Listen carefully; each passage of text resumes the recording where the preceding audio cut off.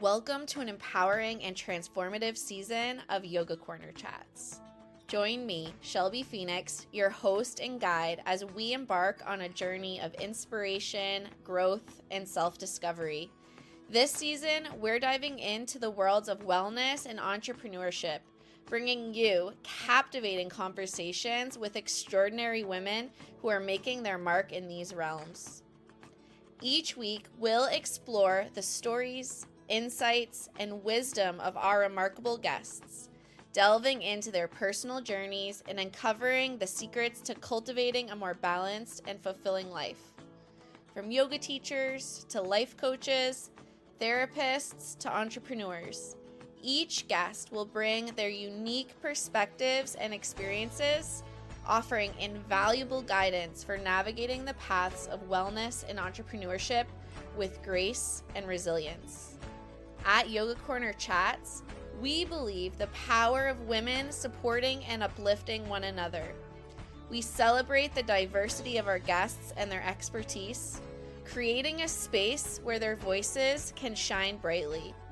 Together, we'll explore what it means to define wellness and success on our own terms, finding inspiration in each other's stories and forging our paths to fulfillment. So whether you're an inspiring entrepreneur, seeking guidance, a wellness enthusiast eager to learn new insights, or simply someone who craves inspiration for living your best life, this season of Yoga Corner Chats is for you. Tune in every week to join our captivating conversations and discover how you too can embrace the transformative power of yoga, wellness, and entrepreneurship. Together, let's manifest our dreams, support one another, and create a world where success and well-being go hand in hand. Subscribe to Yoga Corner Chats on Apple Podcasts, Spotify, or your favorite podcast platform, and be prepared to be inspired, motivated, and uplifted. The journey begins now.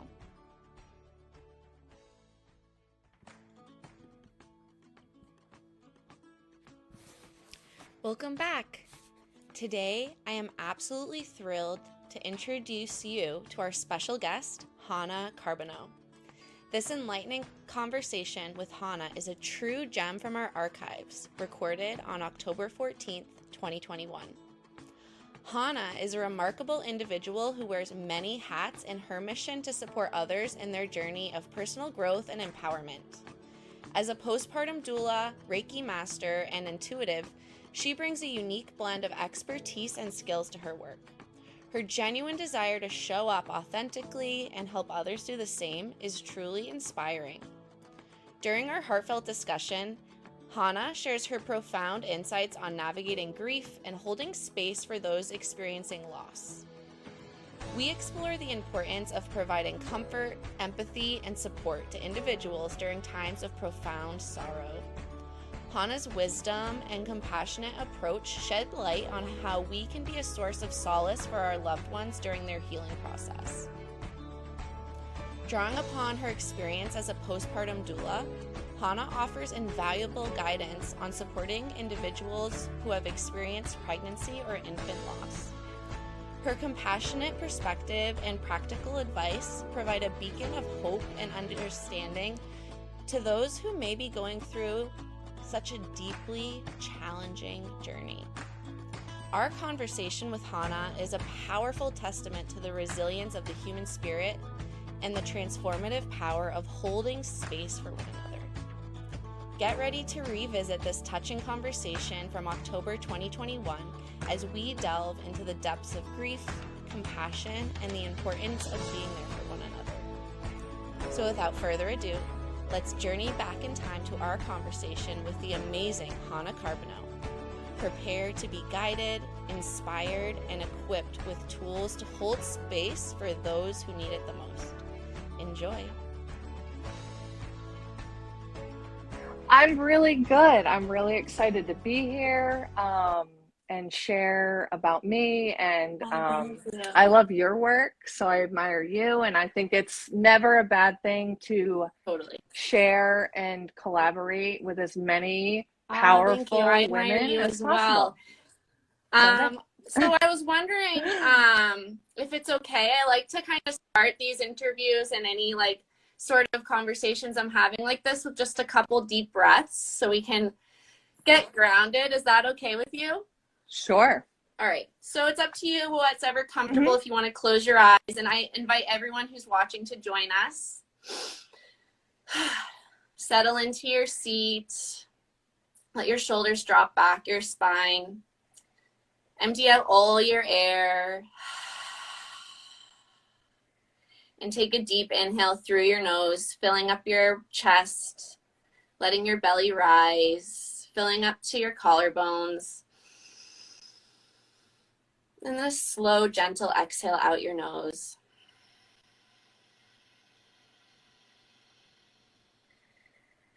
Another full deep breath in. And a slow, gentle exhale.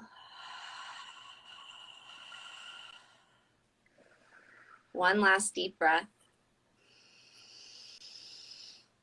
And release. Whenever you feel ready, come back into this space. Right, I feel a little bit more ready for this now. First thing I would just love is if you would introduce yourself and your business and what you do. Sure. So I'm a postpartum doula, which is a supportive role that I play in families that are welcoming newborns. And that's usually I serve families that have from newborn, they say 12 to 12 weeks, but we all know postpartum is a lot longer than that. But that's one role that I have. I'm also a Reiki master, so I do Reiki energy healing. And what else am I? And I'm an intuitive, so I can connect with spirit. I can pick up on energies. I can, it's so much bigger than just an introduction, but that would be just an overview. I really did find my intuitive abilities did become stronger when I did become attuned in Reiki 1, 2, and 3 and master. But I would say I'm also just not only those labels, I'm way more than that, just like all of us are. So I am a lifelong learner. I love to learn. I think my high school quote is the more you know, the less you understand.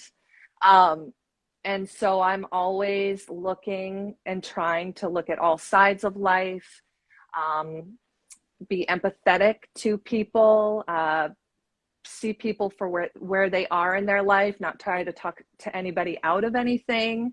I don't spiritual bypass anybody. I believe light and dark is all part of life. So I guess I'm a good observer, and my business is my name because I didn't want to put myself in a box. I didn't want to focus on one thing and then, maybe a year, 6 months from now decide, there's something else I want to do. So having ownership of my name and really using that as my identity makes it feel like I can go anywhere because Hana Carbono is never going to change. Yeah, and I have observed so many people just kind of coming out as being an entrepreneur. This is my first role doing that. I had worked in retail for the majority of my life and customer service. And so this is like me coming out as me and being responsible for what I have. But what I've noticed is a lot of entrepreneurs alongside me have just decided to take away maybe some of the what they thought would be their identity and making it more about the individual. But yeah, I mean, it hasn't been easy to just say, okay, it's me, Hana Carbono. Like it's all like I'm out. It hasn't been all bunnies and rainbows, but I like the idea of not feeling restricted and not fitting into a certain box, and even saying, I am a Reiki master. It still feels a little like I just want my essence and my energy to come through for people. And so I don't, even like having the doula work and my intuitive work, it's like, no, I'm not going to be, it's against like my own boundaries Right. to be reading people without their permission too. So I don't want to think that it kind of all spills into each other. A lot of the work I've done individually and in my business is a lot of boundary work. I don't know if you can speak to that too, but you have to really flex that and make mistakes and you know, go through those too. So boundary work's been big for me and kind of creating these offerings and Yeah, this I feel person that I like am. So as an entrepreneur, as you're building your business, you're going through so much self-growth yourself, and boundaries is such a big part of that. You know, boundaries with your like work life, boundaries with clients, like you said, boundaries between maybe different parts of your business. So yeah, I can definitely mhm. relate to to that, especially I know for me personally, I don't know if it's like this for you, but before I started my business, boundaries were tough. And when you start your business, you have no choice but to like Yes. face that head on. um, how has that been for you? Yeah, I mean, uh, you know, to be frank, because Yeah. I'm just authentic, it's been really hard. I always, my personality is to keep the peace, to make sure everybody's happy, to please, and really put everybody before me. And so when you start what I consider like healing my own Mhm. stuff, because that's required when you're serving other people, is to always be doing the work. Yeah, so I think the best resources for me have been mentors and teachers that have walked that path and have been able to share and say, listen, this is what I've been through, and this is how I got here. And I think learning from people that have been through it and have been authentic in that and then can help you along the way, that doesn't mean that I'm going to have issues. I think boundary work is lifelong. Um, but it's definitely been nice to call in groups of people that have been through it Mhm. or that are going through things and being able to share. Because I think anytime when you're doing this work, it's going to ruffle a lot of feathers. And so you also have to be kind of okay with not being that person when you didn't have boundaries, because you're not liked, you know, or Oh yeah. accepted the same So way. I also feel like having mentors or other people who've either gone through it or are going through it, like a group, a support group basically, or people who kind of understand is really important, because it can be really, in my experience, it can be kind of isolating to be working from home, starting your business. You know, maybe family and friends don't really understand what you're doing. So I've also found that having like mentors and other people in the same boat is like crucial. Yeah, and I'll have to say, you feel like you're on an island, but I've I spent a lot of my life hoping somebody would come save me in a way, and I've realized over the So last year true. you have to be your own advocate. And so yes, it is isolating being an entrepreneur and thinking about your work 24/7, but it is also Mm-hmm. up to you to seek out and follow your own inner guide to find the right people. I saw somebody said it's hard finding mentors who have time. That's when it's crucial Yeah. to find, you know, a group, you know, maybe start there, start with a group of people that you can connect with, but you also have to put in the work to do that. I guess I'm saying, like, I initially thought, oh, I'm going to have Mm. all these entrepreneurs, like, you know, connecting with me. And you get that, but you don't always get um, it's like we're all doing everything, and I can message you real quick and say, hey, I love what you're Yeah. doing. But if I'm not taking an extra step, we all appreciate that, but we're also like, sometimes I'll say I get so laser focused on the work I'm doing, I kind of let those personal relationships slide. But it's like you ebb and you flow, and you're just, again, just trying to Yeah. do your best. Yeah, it's so true. Like, even So, like on social media, there are so many other women or people or entrepreneurs who are looking for that support, and I've been happy to see that when I do like reach out or ask questions or find these groups, that people are really receptive. They're like, "Oh my gosh, I feel the same way, and I'm glad you reached out."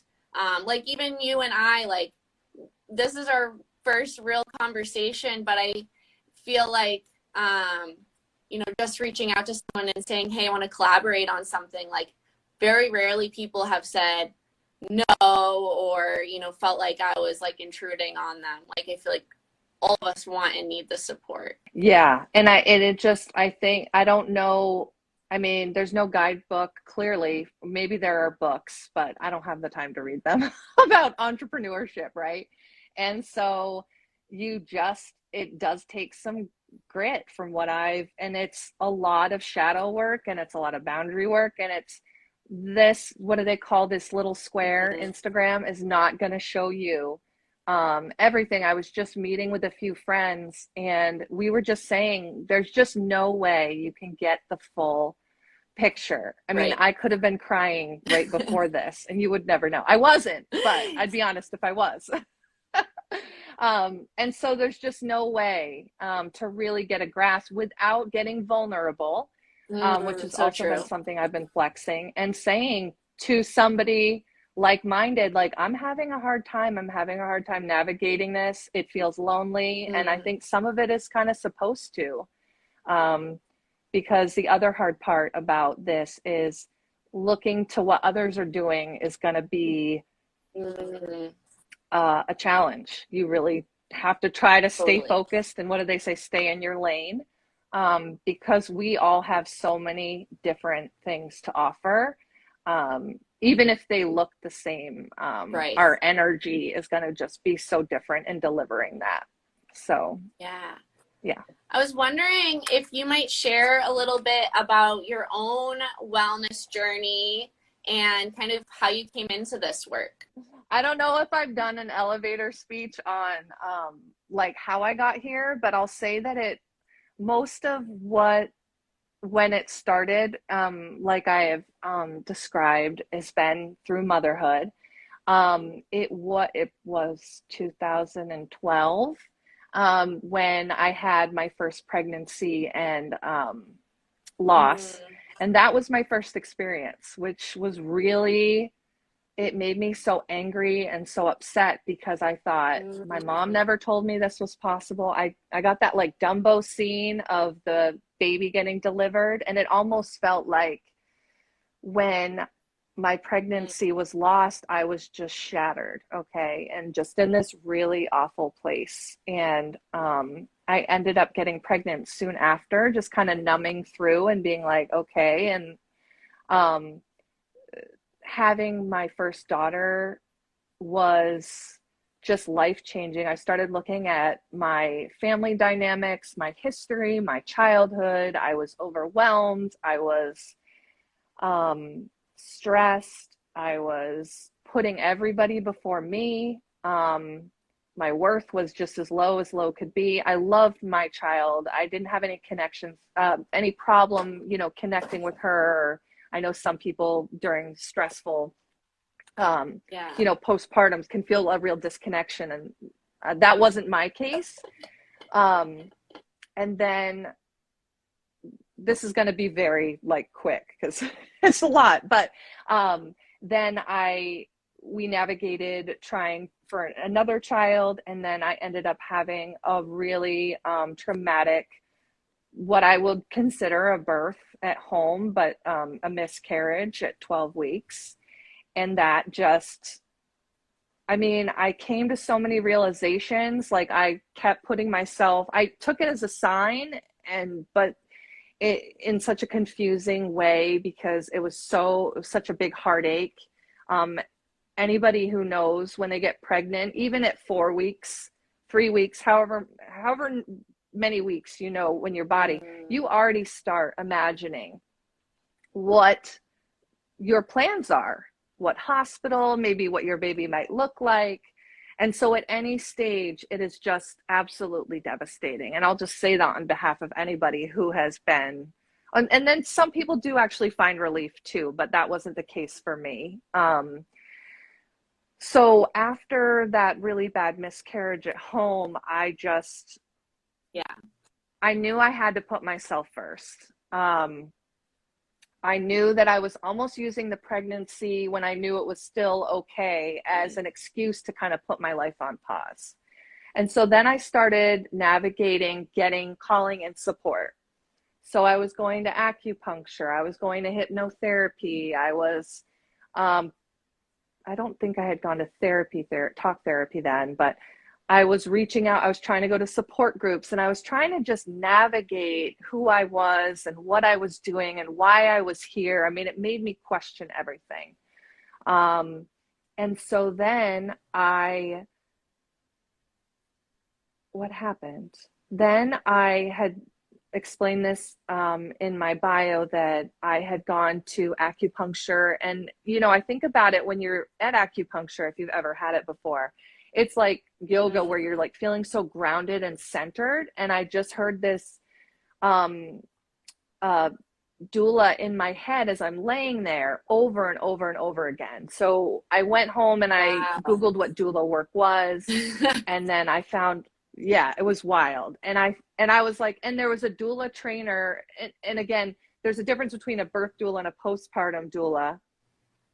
And I felt postpartum doula fit me better. And so I went and I Googled, and there was a training right in Exeter, right near where I live, because I live on the seacoast of New Hampshire. And I was like, okay, all the stars aligned. Here I am, like trying to figure myself out. And I found, and I've always felt like almost with the description of a doula, just holding space. And I felt like I was that for my friends. And I felt like I have that kind of personality that a doula has, where you're not going in with your own agenda. You're going in supporting that person in whatever avenue they want to take. We don't insert ourselves in who we're supporting, if that makes sense. So I did the training and I felt lit up and I was excited to serve my community in that way. And I still kind of hung around a bit in the customer service realm, and I had lost another pregnancy after that. So I was like, damn, I'm really glad that I didn't put my life on pause. I kept feeling like I was kind of putting my life on pause, if that makes sense. So I then ended up getting pregnant again, and this one stayed, which was great, but it was such it was like I was holding my breath through the whole pregnancy, because I was really scared. I was really, I didn't trust my body. I didn't trust myself. It really kind of brought everything up maybe that I hadn't processed, because I did what I thought I had to do. I was like, okay, I'm going to start taking care of me. But then I just kind of went back into almost that dull, like I'm going to, I was numb. I don't know how else to describe it. Again, it's kind of only if you've had it happen, you know what I'm talking about. So I would say to people, like, you know, I feel like I can't even exhale until this baby is born. And that was really true. And that's a long time, like about 10 months. So anyways, she was born and I was like, okay, she's here. And then what happened within my postpartum period is my self-worth again kind of went down the tubes. And I say this jokingly, but only because I have so much admiration for the person that felt like they weren't even worth an Italian pre-made sub at Market Basket. I was so low after having my other daughter, because I hadn't processed everything, that I still had work to do that I didn't want to see. And so I was just a wreck. I was like, rather than make my life easy with a newborn and go buy a sandwich and get it made for me, I was like, I'm going to have to go get the bread, and I'll go get the cheese at the deli and all the meat. And if anybody knows what an Italian sub has in it, it's like capicola. And like, why am I taking that many steps when I could just go over here? And so I have that Italian sub in my head now as like a trophy, because I honor that person who was so low that she didn't feel worthy of a sub. And she still woke up every day and tried. And so I can say it kind of like as admiration, because I feel like I have come a long way in it's almost, my daughter's birthday is going to be next month. So that's been 3 years. So maybe I'll get an Italian sub tattoo. Maybe I'll get a necklace. I don't know, but I have to say that because that's where I was. And then 2020 hit, and we all have our own experience with how 2020 was. And so I followed my gut on wanting, I had Reiki before in person, and several times, and I loved it. I would get like a massage, and she would do Reiki energy on me, and I was a willing participant, because I really did feel like I am so in tune with energy, and I didn't have boundaries around what my energy was and what others were. I felt like everybody's was mine, which if you're listening to this, I would say you're carrying a lot more energy that's other people's than you even know. So okay, so I live my life feeling like this must be all me, and then that just connects for a reason to Reiki. So I had emailed a couple, so I kind of was like, okay, it's 2020. I had to be at home with my kids because one of them was online schooling. My husband's a first responder, so he was working like normal. So it was definitely like a heavy load, like a lot of mothers have experienced through this whole pandemic.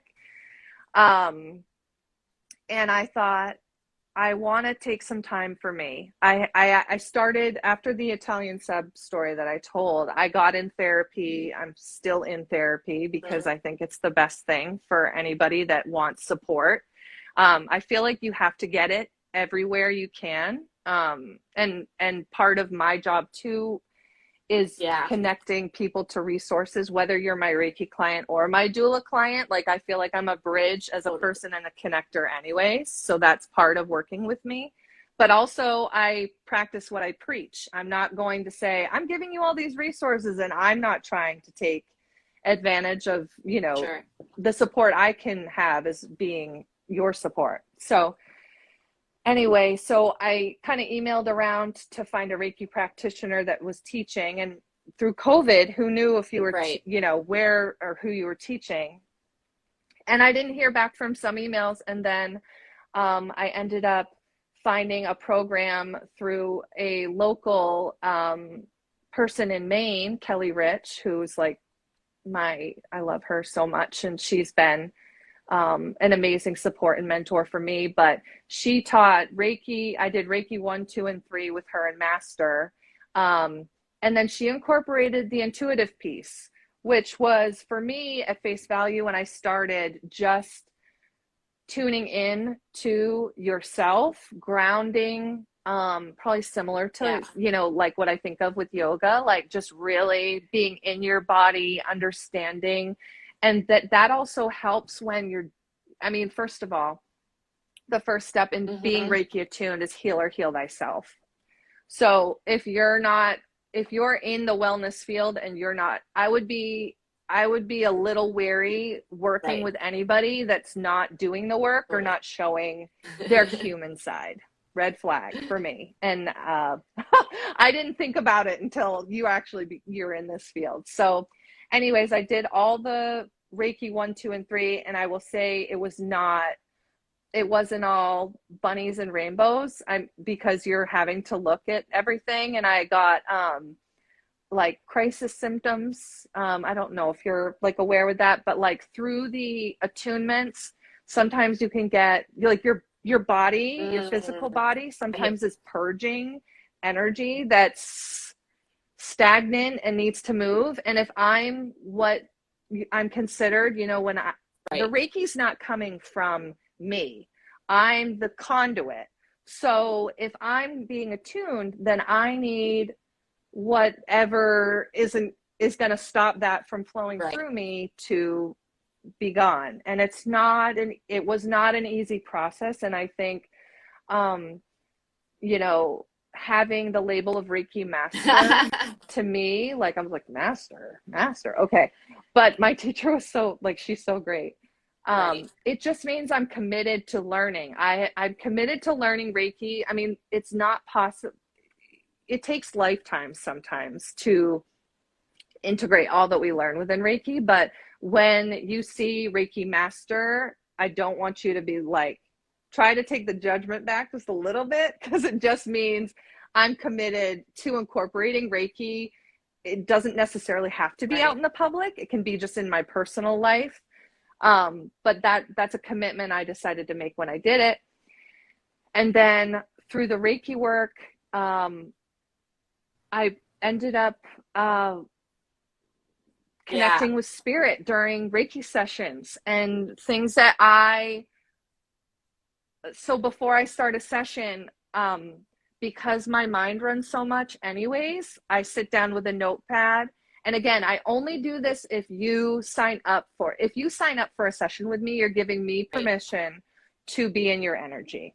I'm not going to be jotting on a piece of paper for Sally, who I saw at the grocery store. That's not how I work. That's a boundary that I have within my work. It's also not cool to be seeping into other people's energy anyway, but that's besides the point. So I was doing a Reiki session, and I started practicing after, because that's part of my training, was to kind of work with a few people and kind of gauge how that went.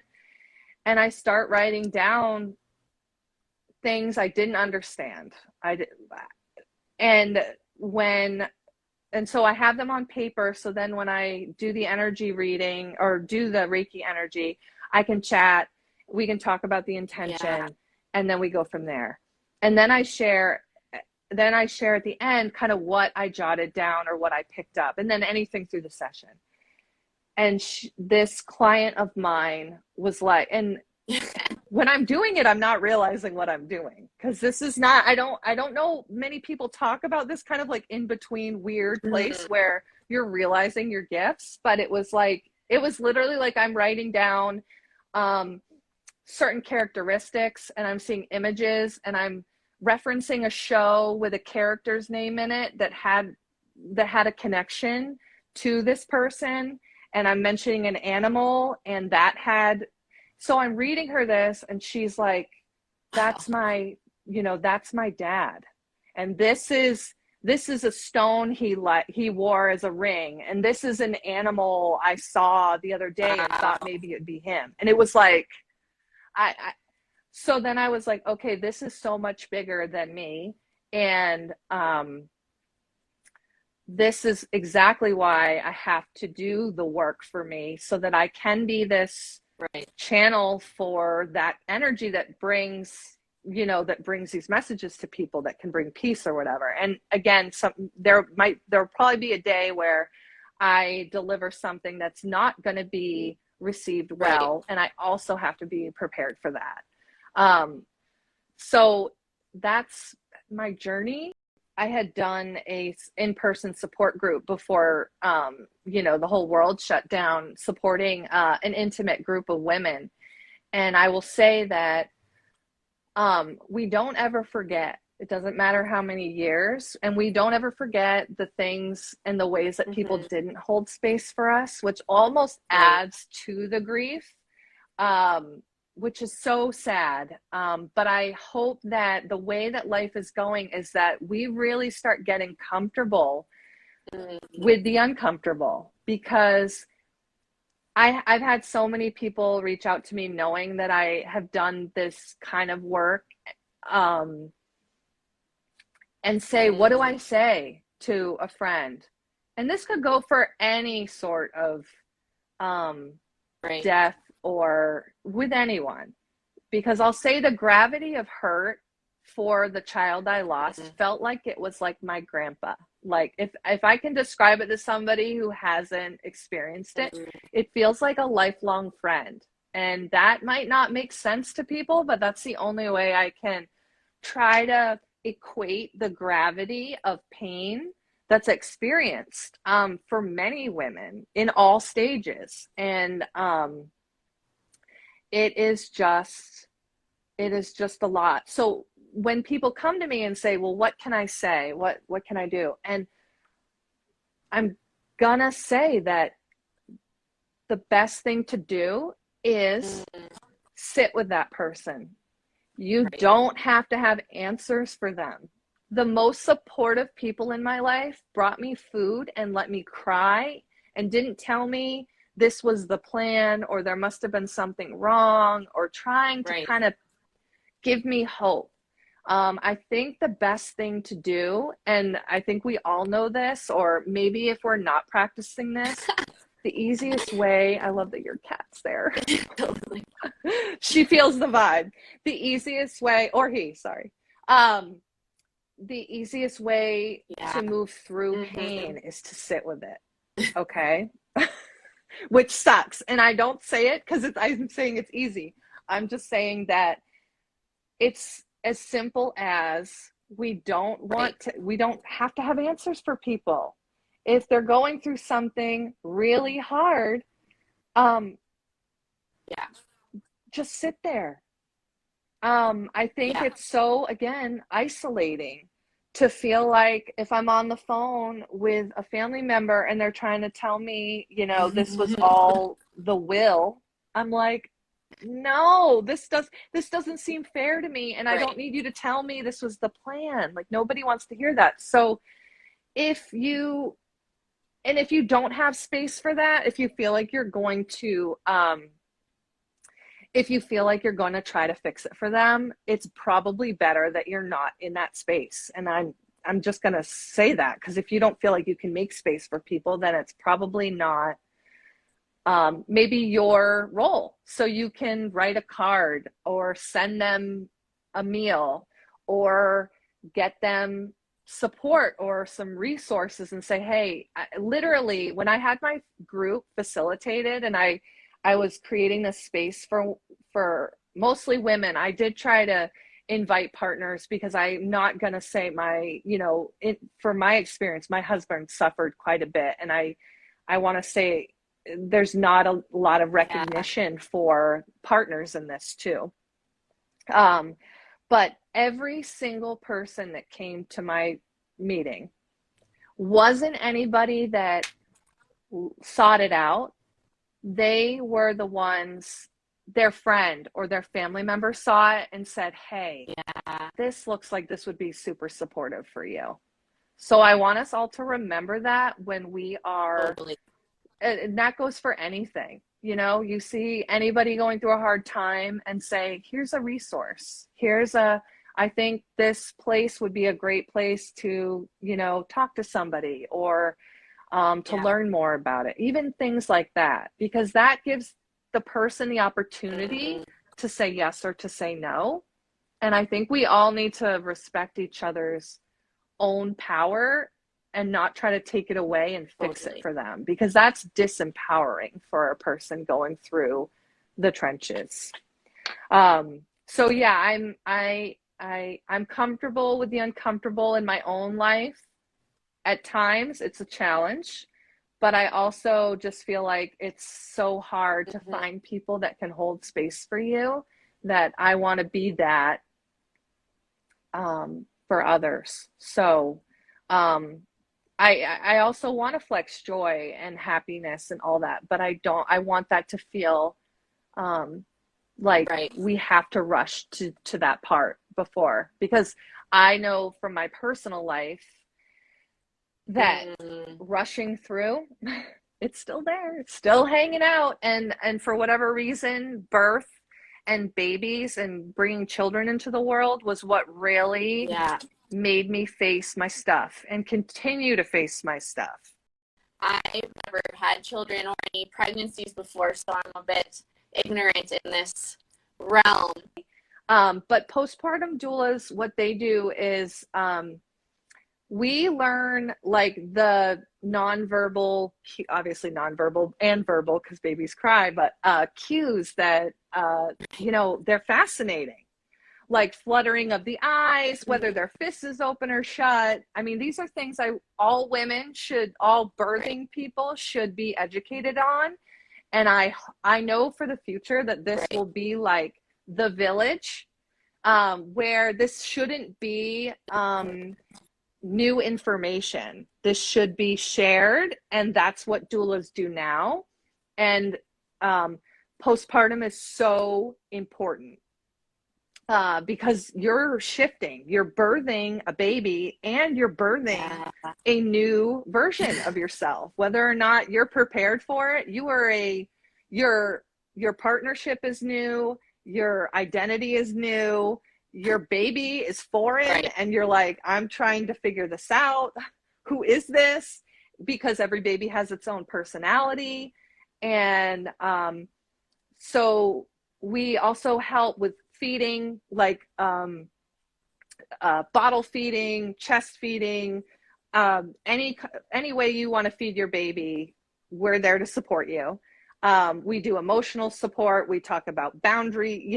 Every doula is different. That's the thing too. So what I'm talking about might not be but generally speaking, we help you with family dynamics. If you have a family member that's very triggering that wants to come over and just hold the baby, like sometimes we can be the point to help you kind of walk through that, because family dynamics get crazy when you I don't know what it is, hormonally everybody shifts. We can help with sibling support, like just normalizing sleep or lack of sleep, and connecting you to resources. So if something's like without, like, if you have a medical question, we're not going to be able to really answer that for you, but we can say, okay, let's write it down because you're sleep deprived and you're tired. Let's kind of take all your thoughts and put them together, and let's reach out to your pediatrician, and here are the things, to ask. Or, I see, some of these things, like you're having some symptoms and you should, reach out for a resource here, there, everywhere. Birth story processing. I mean, literally just holding space. It is like, I don't want to toot all the doula's horns, but we are like we're like little fairies. Little fairies that come. Oh, and like I'm talking more like, because I'm only offering virtual, which I can go into a little bit more, but in person, we, some doulas have a specialty of making meals or prepping food, because when baby eats, that birthing person should eat. Water, tidying up, folding laundry. Like I remember sitting on the couch, you should be resting as much as you can. You're sitting with your newborn baby, you're looking at like everything, and you're like, I need a snack. I need, like, for whatever reason, you latch onto like your room being vacuumed. Like doulas can do that. Doulas can, within, everybody's got their scope and their boundaries and work. Connecting with a puppy or a cat that's like, who is this crying thing in the corner? Like, we can give you tips on how to integrate all family members. It's like, doula work is the best, and I don't think you can go wrong with the right doula that feels right for you. Not every doula, it's like dating. You want to find the person that feels like can hold the space for you, that can connect with you, where you feel safe, where your partner feels safe. And because it's a very intimate time to be going into somebody's home. And unfortunately, the way that society is right now, um, the support is just oddly like, I want to come in and hold your baby. Okay. And that's not what new parents need. New parents want their trash taken out, or they want a meal made for them, or they want you to walk their dog, or they want you to just sit there and ask how, not the baby's doing, how is the parent, how's dad, mom, how are you doing, that recognition, because it's wild and it's overwhelming and hard. And so that's what doulas do. And I offer virtual right now, which I feel like is great because cost can sometimes be a barrier for a lot of people, although there are a lot of doulas that work sliding scale, that have programs and payment plans. And the virtual work I do can be so supportive because it's affordable. You get me, we can just do a one-time meeting and connect, and then I send a follow-up email with resources for you, maybe a treat, like a little playlist, like ways to ground and center, and chatting with your partner and kind of letting them be the doula in the house, like kind of giving them tips on how to support you. And so virtual work is kind of becoming, especially through the pandemic, was becoming more consistent. And with my lifestyle right now, it makes more sense for me to be doing virtual work at the moment. But it's more accessible. That means anywhere you live, we can connect. And like I said, sometimes I'll go into a home and it's not all we do, but I'm saying like all that person needs is space held for them to process. And so it doesn't have to be bigger than that. And sometimes I know a lot of doulas walk out and they're like, well, all I did was talk. And guess what? All that person needed that day was that. So I offer virtual for that. And then like I said, the miscarriage, stillbirth, if you're even pregnant after loss, postpartum pregnant people, I kind of incorporated Reiki energy work in with that, in that I offer, distance healing for those particular people, because I think that needs a space as well. I think we celebrate birth so much, but let's really hold space for, we're all going to encounter somebody that has experienced loss. And if we don't know outwardly, I guarantee you there are women or family members within your system that have lost kids that have maybe never said it. So it's like we all, like with the way that our culture is moving and society, we all have to teach our kids that sad things happen and that we lose people and babies and things, so that our kids can come out being like so supportive and little professional space holders and have really clear boundaries. Don't you feel like, I feel like if I'm doing this work and I can have candid conversations, age appropriate, with my children about, hey, my friend did lose a baby, and that's only going to benefit society. Right. And just grief in general. Like, why are we putting timelines on people? I had people come to me and say, my family's not sure why I'm not over it. Why is that any of your business? That's nobody. I'm sure we all grieve things that happened in our childhood, like to this day, where it's like, like that's grief. Like grief is everywhere. So please, I don't want to put judgments on people, because I feel like once you're aware of maybe a role you've played in somebody's life where you've tried to rush them along, that's where you can change and do better. And I don't want to shame anybody into feeling like everybody's done wrong, but I'll say, like, this is a whole outwardly bigger problem. And I feel like when I speak, I'm speaking on behalf of so many people that feel invisible, you know?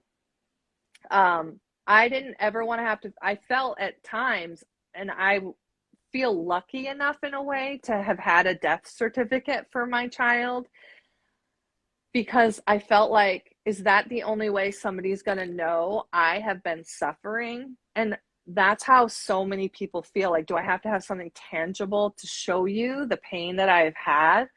And that's just not fair. Like, why are families scraping to prove it? So anyways, my whole work has encompassed kind of taking my own grief and my own hardships and just creating offerings that feel good for me at this time. And I don't think I'll ever, I mean, I'm excited to see what the future holds, but this kind of work feels like so necessary. And again, like the death doulas and the women coming in and the grief workers, we need all of that. So you can find me at hannahcarbonneau.com. And right now, the best way to stay connected with me is to sign up for my newsletter. It's kind of when you scroll down to the bottom of the page, you'll be able to sign up. I put out limited availability month to month. So it's a good idea to sign up for that newsletter, because I'm going to start kind of incorporating maybe a meditation, maybe a card pull, maybe a playlist, kind of whatever I'm intuitively called to share throughout my newsletter, just to help you take care of yourself for those few minutes. I know that a lot of us are trying to get off social media and be really social in real life. And so email feels like, you know, honoring a boundary of not always being on here, but also being able to go in your inbox when you're available for it. I have postpartum doula virtual sessions available. I have Reiki distance healings. They're called Prism sessions. So if you didn't really want to, if you weren't available to kind of tap in intuitively for like an intuitive reading, you would just do the distance Reiki healing with me, distance energy healing. If you wanted to dive a little bit deeper, then I would suggest signing up for a Prism session. That's a little bit more in depth and more of an intuitive reading / energy healing. I mean, I offer animal energy healings. I offer, right now, for affordable, I do a intuitive reading, like 3-card oracle or tarot deck reading. I think that's $55. So if you just kind of wanted to get to know me through that or my newsletter, I feel like all of that would be the best ways. And just like go into my page and just see, like I say on there, it's like, if you have a nudge to work with me, like get curious, and you can get to know me through my newsletter or follow me on Instagram. Or, you know, email me with any questions you might have, or, you know, again, I'm happy to help supply a resource for you. 'Cause even though I have all this work, I would be wary for somebody that came to me to, like, they were just seeing me. So I want to work with people that kind of want a team, you know, that we're not all meant to do it on. I'm not the end all be all. And I want to be just like a little piece and hand holding for you through your process. And so, yeah, you can find me at hannahcarbonneau.com. Thank you for having me. And I am looking forward to watching your future Yoga Corner chats, because I think it's, again, so great to just share everybody's essence and support each other all along the way. So for anybody watching the replay, you know, thank you for having me. Thank you for joining us in this incredible conversation with Hannah Carbonneau. To connect with Hannah and explore more of her work, check out the show notes for this episode. Subscribe to Yoga Corner chats for empowering conversations and transformative insights. Leave a review to help us reach more listeners. Subscribe to our email list for exclusive content and updates. Keep shining and embracing your power within. Take care, stay inspired, and keep evolving. Chat soon.